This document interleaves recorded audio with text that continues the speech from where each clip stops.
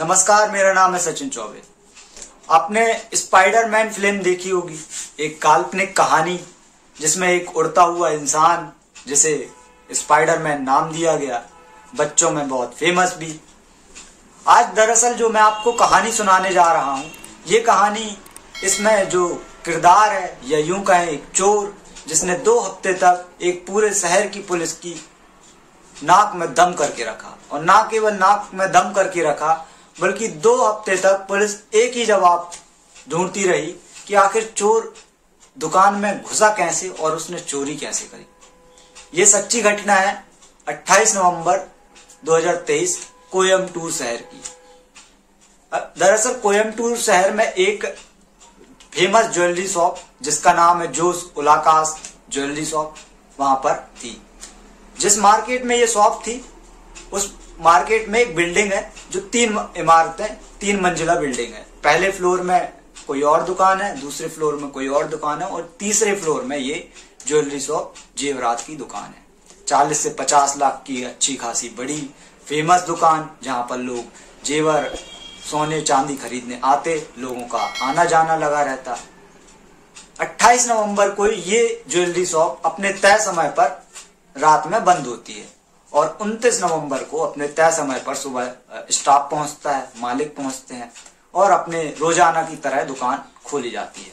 जब दुकान ताला से खोली जाती है तो देखा जाता है कि सामने कुछ दुकान में ऐसा लग रहा था कि कोई आया है अंदर, क्योंकि बहुत सारी चीजें बिखरी हुई पड़ी थी। लेकिन अब समझ में नहीं आ रहा था कि क्योंकि वॉल्ट रूम भी बंद, ताला भी बंद, खिड़कियां भी सारी बंद, तो आया कैसे। अब उन्होंने एक एक करके अपने सामान, हीरे सोने चांदी के जेवरात गिनना शुरू किए। अब जनरली क्या होता है कि ये जो मालिक थे इस शॉप के, वो कैश नहीं रखते थे अपने साथ, मतलब दुकान में रख के नहीं जाते थे। वो या तो बैंक में, जनरली बैंक में जमा करा देते थे, या फिर वो रात में अपने साथ घर ले जाया करते थे, तो कैश नहीं रखा करते थे। अब इसके बाद उन्होंने सोचा कि सीसीटीवी कैमरे से देखा जाए, क्योंकि अब ज्वेलर की दुकान है तो सीसीटीवी कैमरे भी लगे हुए थे। अब जब उन्होंने इत्तेफाक से सीसीटीवी कैमरे को खंगालना शुरू किया तो उसमें एक व्यक्ति नजर आया। अब एक व्यक्ति अंदर आता हुआ दिखाई दे रहा है, जहां पे वो बहुत सारी ड्रॉज खोल रहा है, वो गले से कुछ पैसे ढूंढने की कोशिश कर रहा है, फिर उसके बाद जेवरों को निहार रहा है। लेकिन उसे समझ में नहीं आ रहा है कि आखिर क्या करूं, क्योंकि उसके सामने 40 से 50 लाख के जेवर पड़े हुए, लेकिन बस वो निहारे जा रहा है। वो कोशिश कर रहा था कि कहीं कैश मिल जाए, लेकिन मैंने जैसा आपको बताया कि ये बैंक ऑनर इस शॉप के, वो जनरली कैश नहीं रखा करते थे।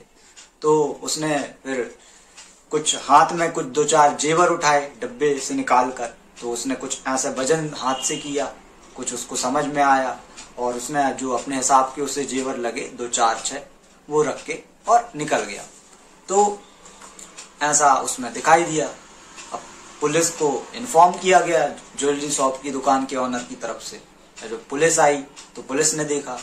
अब पुलिस को एक बार तो ये लगा कि शायद दुकानदार का वहम है या ऑनर का वहम है, यहाँ तो सारी चीजें ठीक ठाक हैं, कोई घपला भी नहीं हुआ है इतना बुरी तरह से, या क्योंकि एक चोर आएगा तो वो अपने सारे जेवरात, हीरे सोने चांदी के इतने सारे 40-50 लाख के छोड़कर क्यों जाएगा 2-4 चीजें लेकर। लेकिन अब सीसीटीवी कैमरे की गवाही भी सच थी। अब पुलिस को लगा कि क्या मांझ रहा है।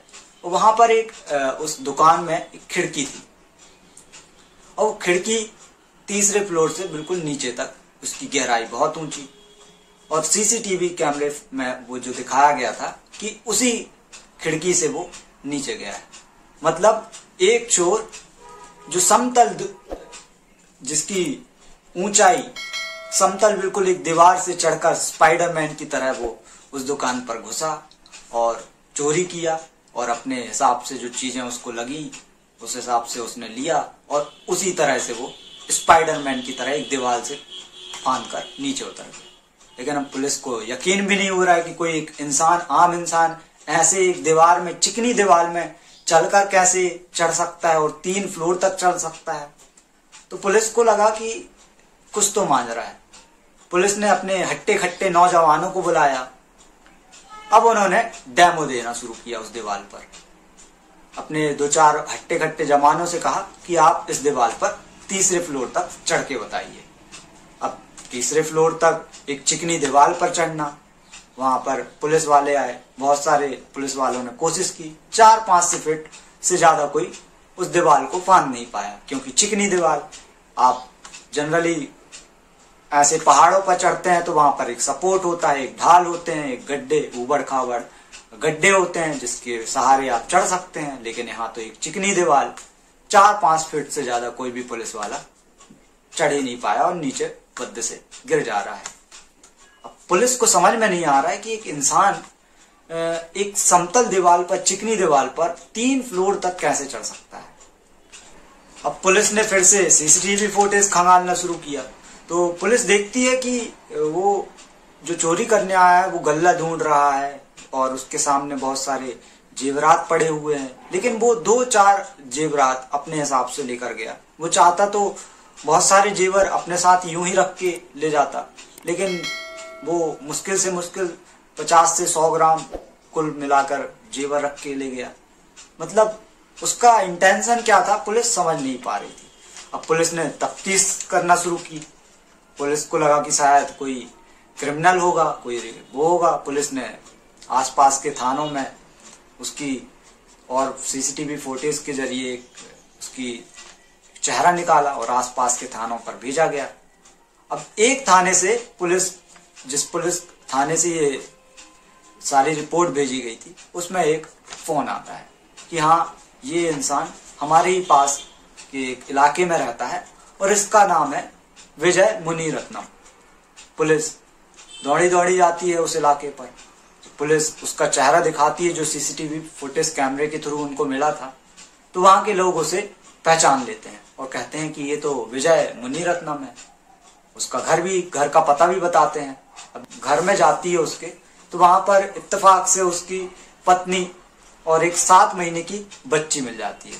पुलिस विजय मुनिरत्नम के घर में तलाशी लेती है तो विजय की पत्नी के पास से उस रात में जो उस जेवर की दुकान से जो जेवर गहने चोरी किए गए थे वो बरामद हो जाते हैं। पुलिस विजय की पत्नी को गिरफ्तार कर लेती है। अब क्योंकि विजय की पत्नी गिरफ्तार, विजय फरार, 7 महीने का बच्चा, तो अब क्या किया जाए। लेकिन अब फिर मां कहती है कि ये मेरे साथ ही रहेगा। पुलिस अब विजय की पत्नी को जेल में डाल देती है, उसके साथ एक 7 महीने का बच्चा जो बिना बेकसूर ही जेल की सलाखों के पीछे। अब यहां से विजय और पुलिस के बीच में लुका छुपी का खेल शुरू होता है और ये लुका छुपी का खेल लगभग 14 दिन तक चलता है। पुलिस की टीम को पता चलता है कि विजय एक अपने कोई कजन के पास रुका हुआ है। वहां पर पुलिस की टीम छापा मारती है, लेकिन छापा मारती उससे पहले ही विजय वहां से फरार हो जाता है। अब वहां पर भी विजय इसी तरह से स्पाइडरमैन का रोल निभाता है, बिल्कुल, क्योंकि जहां से भागा वहां पर एक 15 फीट की दीवार, पुलिस इस तरफ, और विजय बच सकता था तो सिर्फ 15 फीट की दीवार को फांद कर ही बच सकता था। पुलिस की आंखों के सामने दीवार चढ़कर स्पाइडरमैन की तरह पुलिस की नजरों के सामने से विजय फरार। अब पुलिस उसके सारे रिश्तेदारों और दोस्तों के नंबर लेकर सर्विलांस पर लगा देती है, क्योंकि पुलिस को पता था कि भाग सकता नहीं है, पैसे हैं नहीं है, कोई क्रिमिनल बैकग्राउंड नहीं है इसका, और पहली मर्तबा इसने ऐसा किया है तो ज्यादा दिन भाग नहीं पाएगा, किसी न किसी से कांटेक्ट करने की कोशिश करेगा। तो उसके सारे रिश्तेदारों और दोस्तों का नंबर लेकर वह सर्विलांस में लगा देती है और धमकी भी देती है कि यदि किसी के पास फोन आए तो पुलिस को जरूर इन्फॉर्म करें। अब यहाँ पर विजय का नंबर भी इस सर्विलांस पर लगाया जाता है, लेकिन उसका लोकेशन किसी जंगल में दिखाई दे रहा। अब जंगल में जब पुलिस की टीम जाती है तो वहां पर टूटा फूटा पड़ा हुआ था, क्योंकि विजय जानता था कि मोबाइल के थ्रू उसकी लोकेशन ट्रैक हो सकती है, इसलिए उसने तोड़ ताड़ के फेंक दिया।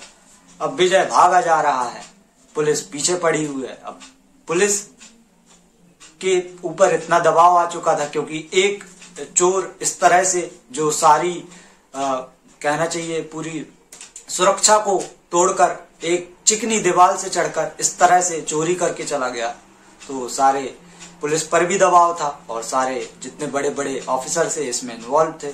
और कहीं ना कहीं कोयम्बटूर पुलिस की भद्द पिट रही थी कि इस तरह से कोई कैसे चोरी कर सकता है। पूरे न्यूज़पेपरों में उसको स्पाइडरमैन बनाया जा रहा था। पुलिस पर काफी दबाव था। पुलिस 5-6 टीम बनाती है पुलिस को, विजय को पकड़ने के लिए, और विजय यूं ही भागता रहता है। 40 से 45 पुलिस के जवान तैनात कर दिए जाते हैं। अब एक दिन विजय अपने एक रिश्तेदार को फोन करता है, और फोन करता है क्योंकि रिश्तेदारों के सारे नंबर सर्विलांस पे थे पुलिस के पास। फोन करता है तब पता चलता है कि ये जो फोन किया गया है वो चेन्नई के मरीना बीच से किया गया है। पुलिस की टीम तुरंत वहां के जवानों को, वहां के जो पुलिस हैं वहां को इन्फॉर्म करती है और तुरंत बोलती है कि वहां पर जाओ, वहां पर विजय ने फोन किया है वहां से। लेकिन वहां पर पहुंचती है पुलिस की टीम मरीना बीच में, तो वहां पता चलता है कि एक गोलगप्पे वाले का वो नंबर था। अब गोलगप्पे वाले से जब पूछताछ करती है तो वो बताता है कि सर हाँ, एक आदमी आया था, काले कपड़े पहने हुआ था और उसको एक फोन की जरूरत थी, वो अपने घर में बात करना चाहता था। मैंने भी एक आम इंसान की तरह उसे फोन दे दिया, उसने बात किया और चला गया। अब पुलिस परेशान वहां से, लेकिन पुलिस को ये था कि विजय कहीं ना कहीं चेन्नई में ही है।